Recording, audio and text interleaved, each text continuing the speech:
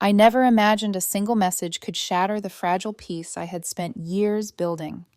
4 years had passed since he vanished from my life, completely, utterly gone. And yet there it was, glowing on my phone, his name flashing in the notifications. My heart skipped, then sank. My ex-fiancé, Alex, the man I had trusted with my whole future, was suddenly reaching out. He wanted to explain, he claimed. After leaving me at the altar, after disappearing without a trace, after abandoning not just me, but the life we had planned together. He wanted closure. I glanced at Liam, my current boyfriend, sitting beside me on the couch. His warm hand brushed mine, steadying the storm of panic rising inside me. I had told him everything about my past, about Alex, about the humiliation, about the emptiness left behind.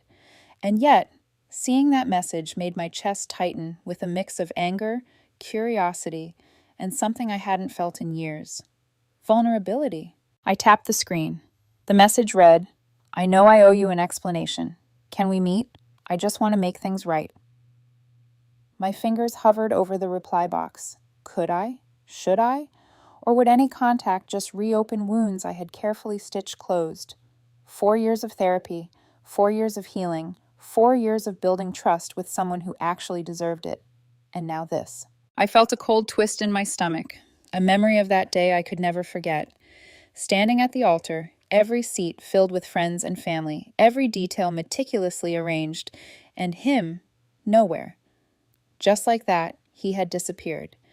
I had spent months in disbelief, calling friends, family, anyone who might know where he'd gone. Nothing. Silence. And now he wanted a conversation. Part of me wanted to scream, "You don't get to ask for anything after what you did." But another part, a smaller, quieter part, whispered, "Maybe this is the closure you never got." My heart raced, unsure whether it was dread or anticipation. Liam squeezed my hand, his eyes steady, full of trust and patience. "I'm not sure I can do this," I admitted, my voice trembling. But even as I spoke, I felt the pull of curiosity, the ache of questions that had haunted me for years. The moment was loaded with tension, past and present colliding, heartbreak and hope entangled, all in one text. I knew that whatever decision I made now could shift the balance of everything I had rebuilt.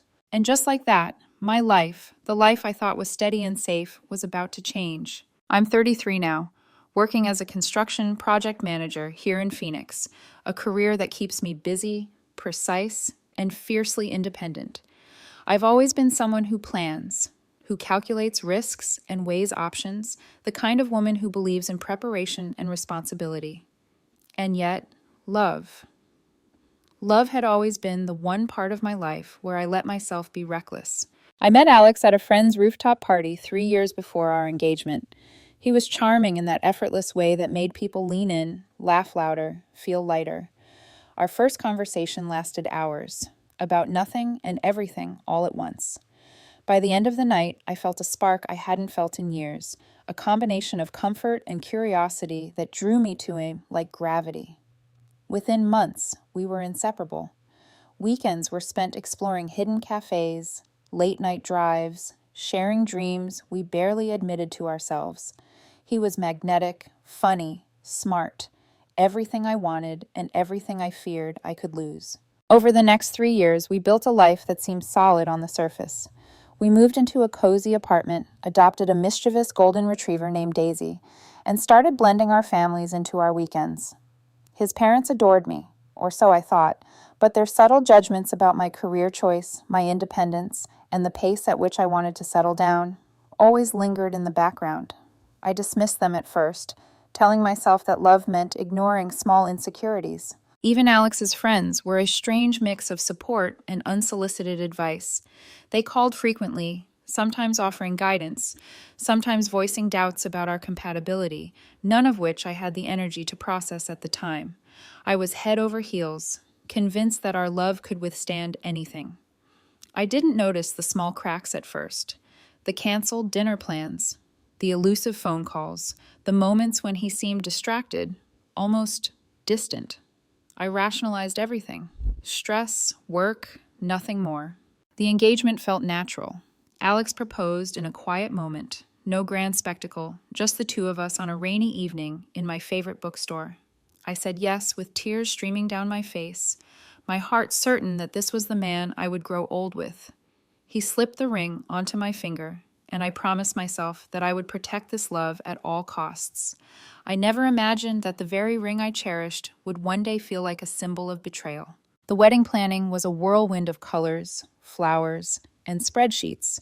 Alex seemed enthusiastic, sharing opinions on the guest list, the venue, the music.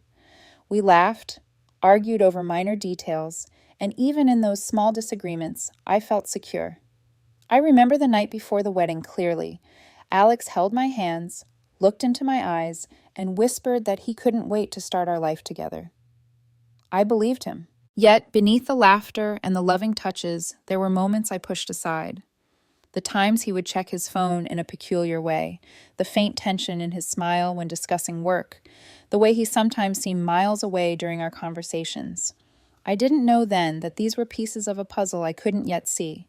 I didn't know that the man I loved so completely was already living a double life in secret, carrying burdens and making choices that would leave me standing at the altar alone. Those 3 years had been full of genuine love and genuine hope, but also hidden struggles, invisible to anyone but him. I look back now and wonder if I ever truly knew him, or if I was in love with the version of him he let me see. The past is full of what-ifs, yet it also reminds me of my strength, my capacity to hope, and the resilience that would carry me through the storm he would unleash. In the months leading up to our wedding, subtle signs began to whisper that something was off, though at the time I either didn't notice or refused to confront them. Alex would disappear for hours without explanation, often claiming work emergencies, yet the way he texted, almost secretively, hinted at a distance I couldn't penetrate. His phone would buzz, and he'd quickly hide the screen when I walked by. I told myself it was paranoia, that trust meant letting go of control, but deep inside, a small knot of unease had begun to form in my stomach. Friends began to notice the tension too. My best friend, Sarah, once pulled me aside after a casual brunch, her brow furrowed. "I don't want to scare you," she said, "but have you noticed how distracted Alex seems sometimes? It's like he's somewhere else." I forced a smile, dismissing her concerns. "It's wedding stress," I insisted. Everyone told me the same thing. Weddings were stressful. People got anxious. Surely that was all it was. Family dynamics added another layer of pressure. Alex's mother, a woman who seemed to measure love through approval, frequently commented on my choices, my career, my time management. "Are you sure you'll be able to handle married life with your job?" she asked once, over coffee. I had answered politely, hiding my irritation. In retrospect, I realize her probing and Alex's vague reassurances served as a kind of social camouflage for the growing cracks that no one was yet willing to name. Then there were the little things that now stand out in painful clarity. He would step away suddenly during dinner to take urgent calls, returning with forced smiles. Occasionally, I would catch glimpses of his expression, eyes clouded, lips tense, as if he were carrying a secret too heavy to share. I convinced myself it was nothing, yet the anxiety lingered like a shadow behind my ribcage. Late nights became the hardest. I'd lie awake, staring at the ceiling, wondering why the warmth in his gaze sometimes flickered, why the laughter we shared could turn so quickly into a silence that hummed with unspoken truths. These fleeting moments of doubt, though easily rationalized, were seeds planted in fertile soil, waiting to grow into the confrontation I could never anticipate. Every interaction with his friends and colleagues added layers of complexity. Some were overly attentive, asking detailed questions about our relationship and subtly offering their advice, which I often found patronizing. Others seemed to watch him in ways that made my skin crawl, like they were aware of things I wasn't. Each dinner, each casual gathering, carried undercurrents I couldn't fully name. Despite all this, I tried to focus on the love I felt, the future we were planning. I clung to the happy moments, the long drives, the quiet evenings reading together, the jokes no one else understood. But in my quietest moments, I sensed the storm approaching, a gathering of shadows I couldn't yet see. And when I now remember those months, I realize that everything, the unexplained absences, the hidden phone calls, the distant looks, The subtle interference from family and friends was a prelude to the heartbreak that would redefine my understanding of trust, betrayal, and the fragility of human connection. The seeds of conflict had been sown carefully, and soon they would erupt into a reality I could neither prepare for nor avoid. The morning of the wedding began like any other. I woke early, the sunlight spilling softly across the bedroom. My heart was full of nervous excitement. Butterflies danced through my stomach as I rehearsed my vows in my mind. Alex was supposed to arrive at the venue within the hour. Our friends and family were already bustling with anticipation. Every detail had been checked and double-checked. By 4 p.m., the ceremony was scheduled to start. My bridesmaids were helping me with the final touches, adjusting the train of my dress, smoothing stray hairs, whispering words of encouragement. I felt a mixture of exhilaration and calm certainty. This was it. This was the moment we had dreamed about for years. But by 4:30, unease crept into my chest. He hadn't shown up, not a word from Alex. I tried to shrug it off. Maybe there was traffic, maybe a delay with the limo, but my gut refused to lie. Panic began to gnaw at the edges of my composure. I checked my phone. No messages, nothing. My maid of honor called him repeatedly, straight to voicemail. By 5 o'clock, my anxiety had escalated into a sinking dread. I felt my hands tremble as I dialed his number myself, hoping against reason that he would answer. Silence. Then Reed, my best friend, suggested going to his apartment. I followed him with a growing sense of foreboding, my heels clicking against the pavement, each step heavier than the last. When we arrived, my heart dropped into my stomach. The apartment was empty, completely cleared out. No boxes left, no sign of life. His lease was terminated, his belongings gone. Every trace of Alex had vanished. I couldn't breathe. The world tilted and I clung to Reed for support. Months of planning, dreams of a shared life, hopes and promises erased in a single, incomprehensible act. I felt my throat tighten, tears blurring my vision. My mind raced desperately, trying to make sense of the impossible. Had I missed signs? Were there subtle warnings I had ignored? Back at the venue, I had to face 150 expectant faces, all waiting for the bride to appear. And I couldn't. My voice shook as I delivered the words that no one should ever have to speak. I'm sorry. The ceremony, it can't proceed. Alex isn't here. The silence that followed was unbearable, a heavy, tangible judgment pressing down on me. Whispers, gasps, and the sympathetic looks of family and friends, all merging into a deafening roar inside my head. Physically, I felt hollow, my chest tight, every muscle coiled with shock. I wanted to scream, to run, to collapse, but I forced myself to stand, to hold myself upright. Every heartbeat thudded like a drum, echoing the disbelief coursing through my body. I could barely process that the man I had planned to spend my life with had abandoned me without explanation. The humiliation cut deeply, not just standing in front of everyone, but knowing that he had made the choice to vanish rather than confront me, rather than have an honest conversation. Months of preparation, love, and commitment had been wiped out. I was left with the raw, jagged edges of abandonment. For weeks after, I called friends, family, anyone who might have a clue. His phone was disconnected. Social media accounts gone. The man I loved, trusted, and planned my future with had disappeared completely. My nights became sleepless, haunted by the image of him walking away, the empty altar, the sound of the vows I never exchanged. And yet, amidst the pain, a quieter, unyielding thought emerged. I had survived this moment. Even shattered, I was still here. My mind raced, not just with questions, but with the first seeds of determination. Determination to understand, to heal, and one day, to reclaim the life Alex had tried to erase. The days following the wedding disaster were a blur of disbelief, anger, and exhaustion. I moved through them mechanically, waking up, going to work, returning to an empty apartment that suddenly felt cavernous. Each time my phone rang or a message popped up, my heart leapt with hope, only to crash again when it wasn't him. The silence was deafening, and the unanswered questions twisted inside me like barbed wire. I kept replaying the events in my mind. Was there something I missed? A hidden sign? A subtle shift in his behavior? Each memory, Alex's distracted smile, the phone calls he answered behind closed doors, took on new weight, as if my intuition had been whispering truths I refused to hear. My first instinct was to blame myself. Perhaps I hadn't been enough. Perhaps my demands, my plans, my life had been too overwhelming. The rational part of me knew this wasn't true, but emotion rarely listens to reason.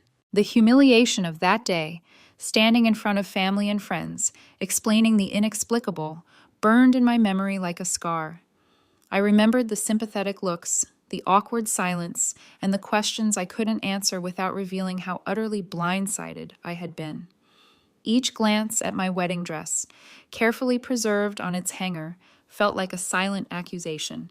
I had believed in him, in us, and now all that faith had been shattered. When the first weeks passed, I realized I had to confront my feelings head on. I couldn't collapse entirely into despair. I had a career, a life, a self-respect that demanded action. I called friends and family, not to vent endlessly, but to piece together what little I could. Talking helped, even if it didn't solve anything. Each conversation was a mirror, reflecting back fragments of strength I hadn't realized I still possessed.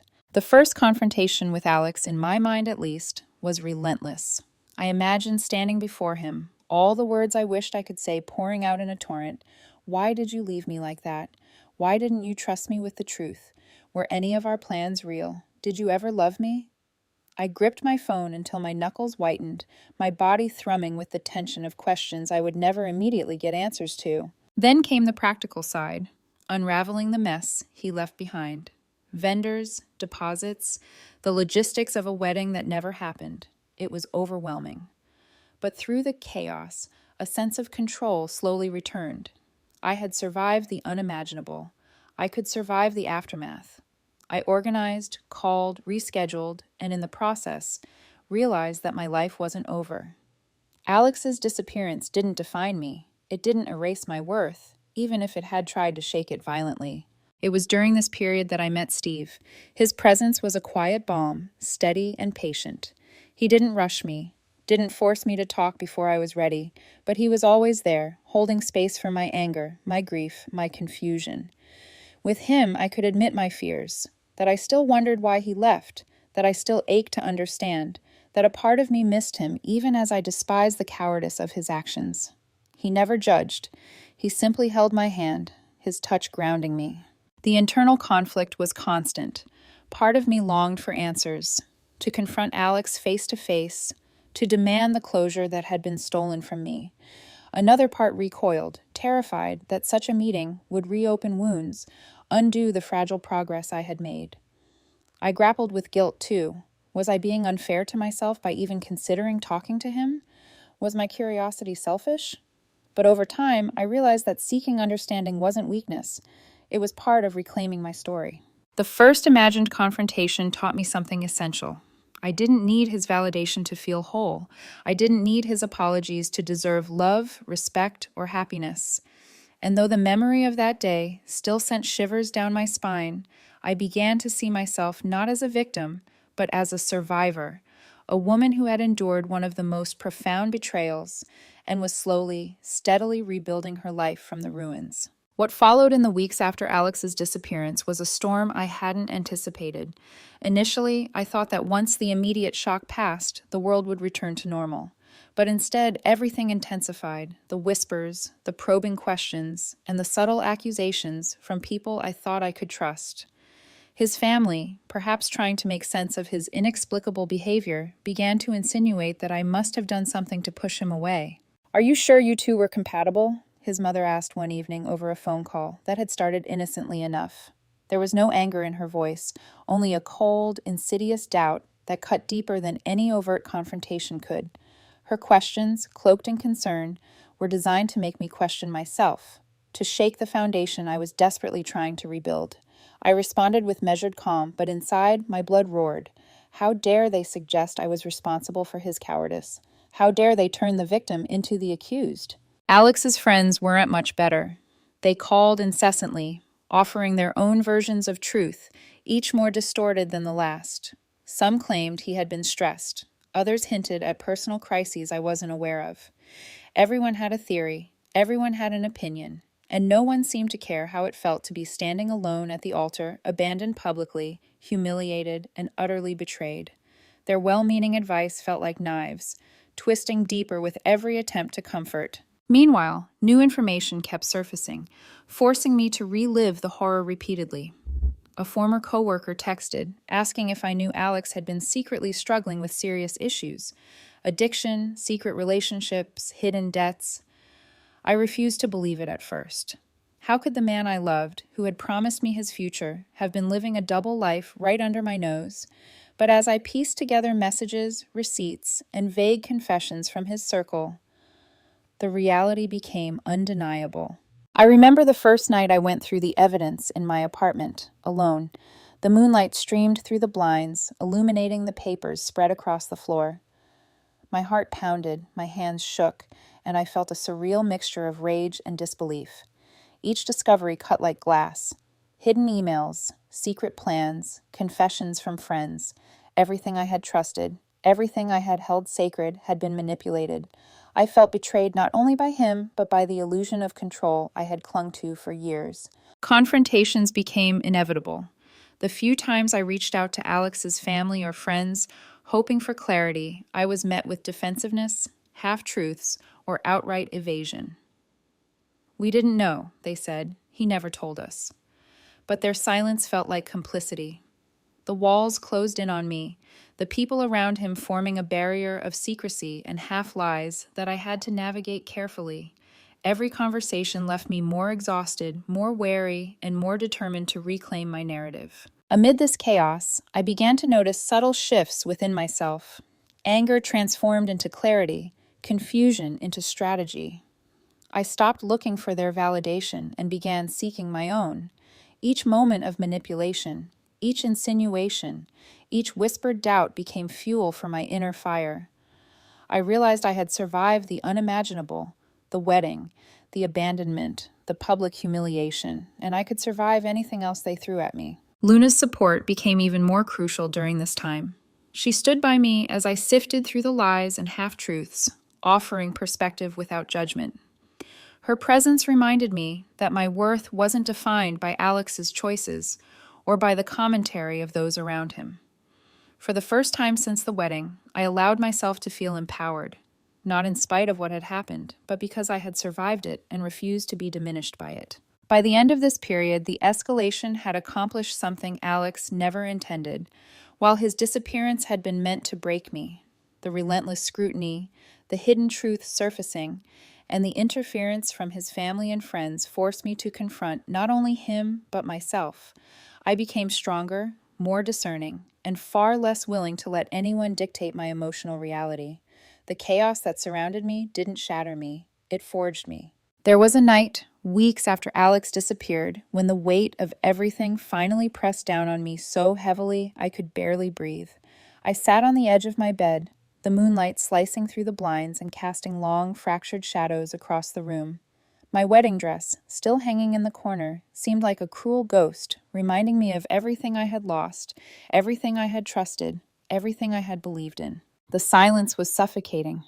I felt utterly alone, not just in the room, but in the world. The friends I once confided in had their own lives. Alex's family remained distant, tangled in their own version of reality, and even the people who claimed to understand me could not fill the void left by his absence. Every memory of him, the soft brush of his hand, the way he smiled when I told a joke only we understood, the gentle murmur of his voice, felt like a dagger twisting in my chest. I tried to cry, but the tears refused to come in a steady stream. Instead, they pooled in my eyes, blurring the room and making the shadows seem to flicker with movement. My body shook with the raw, unfiltered intensity of grief. It wasn't just sadness, it was betrayal, humiliation, confusion, and fear, all colliding at once. My chest ached, my stomach churned, and my heart felt like it was being compressed by an invisible vice. The enormity of what had happened, the public humiliation, the months of secrecy, the realization that Alex had been living a double life while I planned our shared future, crushed me. I replayed every moment leading up to that day, searching desperately for signs I had missed, for faults that could explain his absence, for something, anything, that would make sense of the senseless. But there was none, none at all. In that darkness, I questioned everything about myself. Was I naive? Was I foolish to trust someone so completely? Had I ignored my instincts, my gut feelings, in favor of hope? The self-recrimination gnawed at me relentlessly, a whispering chorus reminding me of all I had failed to see. Even the act of living felt like a monumental task. Every thought, every breath, was a reminder of the life I had imagined and the life I now had to navigate alone. The isolation was almost tangible. Even Luna, with her unwavering support, could not entirely reach the chasm that had opened inside me. I wanted to scream, to lash out, to tear something apart, but the physical exhaustion left me paralyzed. My body felt heavy, as if gravity itself had doubled, pulling me into the mattress as though it were a trap. My mind raced, fracturing into 1,000 pieces, each one demanding attention and none providing solace. It was during that night, lying on the floor, clutching the wedding dress, listening to the quiet hum of the city outside my window, that I realized how close I was to losing myself entirely. The despair was raw, unfiltered, and suffocating. For the first time, I understood the depth of what abandonment could do, not just break trust, but dismantle the very sense of identity, worth, and future. And yet, in the same moment, a faint, almost imperceptible spark of defiance ignited. Amidst the darkness, I felt the tiniest flicker of clarity. I would not let this define me forever. I could not undo what had happened, nor could I erase the pain, but I could choose how I responded. That fragile thought, barely more than a whisper, was the seed that would eventually grow into resilience. The night stretched on interminably. I drifted between tears, rage, and silence, feeling the full weight of my isolation. By the early hours of morning, my body was exhausted, my mind raw, and my heart heavy, but I was still here. I had touched rock bottom, and though it was a cold, lonely place, it became a turning point. For the first time, I realized that the depth of despair could also be the birthplace of strength. It was a quiet Saturday afternoon when everything began to shift. I had spent the morning in a fog of routine, sifting through old messages and receipts Alex had left behind, trying to make sense of the chaos he had created. Luna sat beside me, quietly knitting, her presence a steady anchor. I had almost stopped noticing the sun streaming through the window when a notification pinged on my phone, a message from a mutual friend who had contacted Alex years ago. The friend had tracked down a series of emails Alex had sent to a colleague shortly before the wedding. They contained confessions, admissions of struggles, and a surprisingly candid timeline of events. His stress, secret coping mechanisms, and even hints at a personal relationship he had tried desperately to hide. As I scrolled through the messages, my heart thumped in a strange rhythm. Shock, hurt, but also an emerging clarity. These were the pieces I had been searching for, the truth that had eluded me for years. Alex had not vanished because of me. He had vanished because he was trapped in his own private hell, consumed by fear, addiction, and secrets. The betrayal was still real, but it was no longer inexplicable.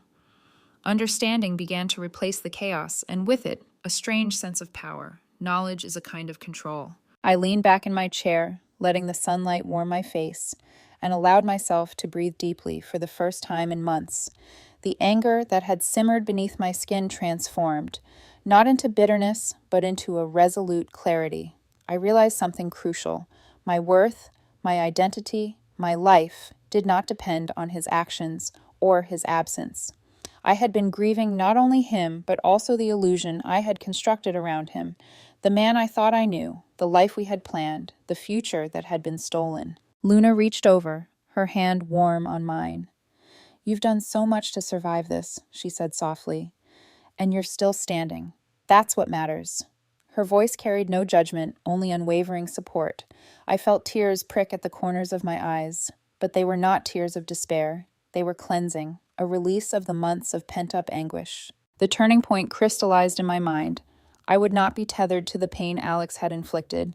I would confront the truth, not with him, but within myself. I wrote a letter, not to send, but to articulate my understanding. I poured out my confusion, my anger, my lingering grief, and then I addressed Alex's actions with honesty. "I understand why you left. I understand your fear, your shame. I forgive you, not for you, but for me.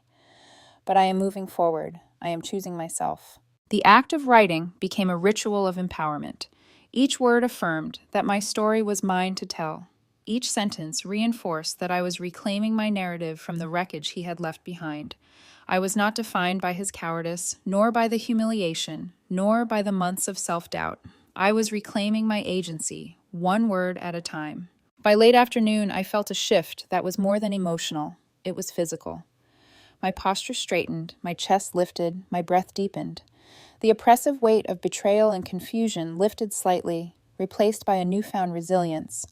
I could feel the woman I had been before Alex's disappearance returning, tempered now with experience, strength, and hard-earned wisdom.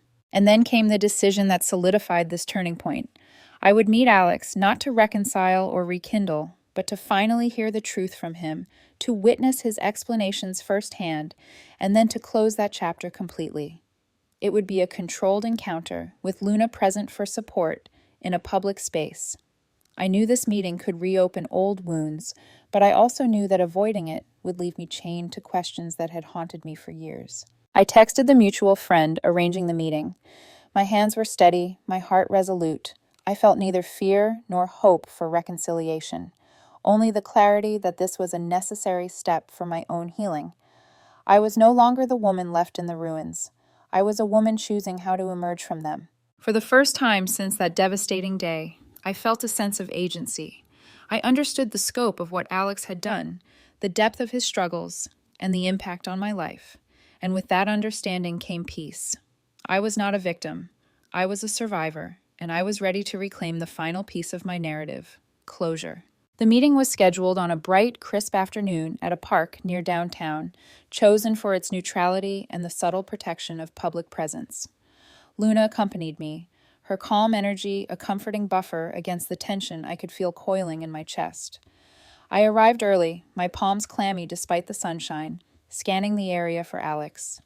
The picnic table we chose was surrounded by families, joggers, and the gentle hum of city life, an ordinary scene juxtaposed against the extraordinary weight of what was about to happen. When Alex finally appeared, I barely recognized him. The confident, composed man I had once believed I knew was gone. He looked thinner, paler, worn around the edges as though life had exacted a toll I couldn't yet measure. His eyes darted nervously, betraying the guilt and shame that had remained hidden for so long. The facade was gone, leaving a person I could now see for what he truly was: flawed, fragile, and human. He began with apologies, words spilling out in a nervous cadence. I listened, my fingers entwined with Luna's for strength. He admitted to every secret, every deception, every cowardice-laden choice that had shattered my life. He spoke of addiction, fear of judgment, the hidden relationship he had been entangled in, and the moment he chose disappearance over confrontation. Each revelation stung, but it also illuminated the truth I had been seeking for years. It wasn't about me. It had never been about me. Luna's presence kept me grounded as I asked the questions that had haunted me. Did you ever love me? Did you think of how leaving would hurt me? His answers were sincere but unsteady, admitting love existed but was entangled in his own self-destruction. The words were painful, yet I realized they weren't needed to forgive him. For myself, not for him. I had come for clarity, and clarity I had received. Once the meeting ended, I felt an unusual calm. The anger that had simmered inside me over the months didn't vanish entirely, but it no longer had power over me. I stood, hand in hand with Luna, leaving Alex sitting alone, dwarfed by the enormity of his actions and the absence of the control he once wielded over me. In the days that followed, the consequences for Alex became increasingly evident. Friends who had once offered excuses began to distance themselves, uncomfortable with the truth and his inability to reconcile his past mistakes.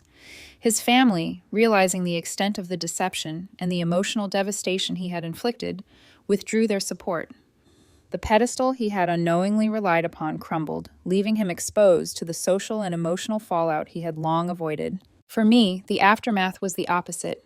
Each encounter, each whispered acknowledgement of what I had endured reinforced my strength. Colleagues, friends, and even acquaintances expressed admiration for how I had handled the situation. not with vengeance, but with clarity and composure.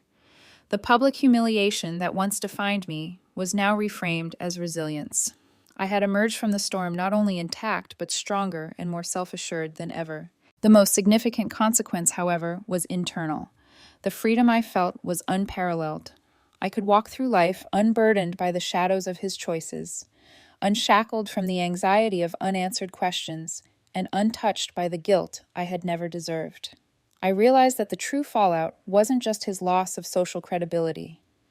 It was the reclamation of my life, the restoration of my self-respect, and the solidification of my values. As the dust settled, I no longer harbored resentment toward Alex, but a neutral acknowledgement of his failures replaced the bitterness. I forgave him in my heart, not for his sake, but for mine. It was a conscious choice, an act of liberation. With Luna by my side, I felt an unshakable security and an unspoken understanding that the chapter was closed, truly and definitively. I didn't need to gloat, to seek revenge, or to relive the trauma publicly. The truth had naturally spoken, consequences had naturally fallen, and justice, in its quiet form, had arrived. I could step forward, unburdened, and with each stride, the weight of 4 years of uncertainty and anguish lifted, leaving only clarity, strength, and the capacity for joy. In the weeks after the fallout, life began to settle into a rhythm that felt almost miraculous. The chaos that had once consumed my days, endless questions, unanswered messages, and the heavy shadow of betrayal, was replaced by a quiet clarity. I found myself laughing more freely, thinking more clearly, and living with a presence I hadn't known in years. The weight of the past no longer dictated my steps. Instead, it served as a reminder of how far I had come. Luna remained my anchor through it all, but I also discovered a strength within myself that surprised me. I could make decisions without fear, face uncomfortable truths without flinching, and honor my feelings without apology. I had endured the most humiliating public betrayal, navigated months of uncertainty, and confronted the architect of that pain, and I had emerged whole. My self-worth, once questioned by Alex's abandonment, was reaffirmed not by his acknowledgement, but by my own resolve. I often revisited that day in the park, when I had finally faced him and heard the truth. That meeting had been more than an explanation. It had been a ceremony of closure. It was a moment in which I reclaimed my narrative, placing myself firmly in the driver's seat of my life. I realized that closure doesn't always come from others. It comes from understanding, accepting, and choosing to move forward. Through this experience, I learned a lesson I will carry for the rest of my life. The pain inflicted by others is not a measure of our value, and the courage to face that pain is what shapes our resilience. Betrayal, abandonment, and deception do not define us unless we allow them to. And sometimes the most powerful act of love and respect we can offer ourselves is to walk away from what diminishes us, even if that truth comes wrapped in grief. I also understood the importance of boundaries, honesty, and compassion, not just toward others, but toward myself. Forgiveness is a tool for freedom, not reconciliation. Understanding is a key to peace, not justification for hurt. In letting go of the narrative that tied me to Alex, I embraced the life I had been meant to live, authentic, strong, and fully my own. The future is open, and I approach it with curiosity rather than fear. I am rebuilding my dreams, nurturing relationships that honor me, and trusting in the lessons of the past without being trapped by them.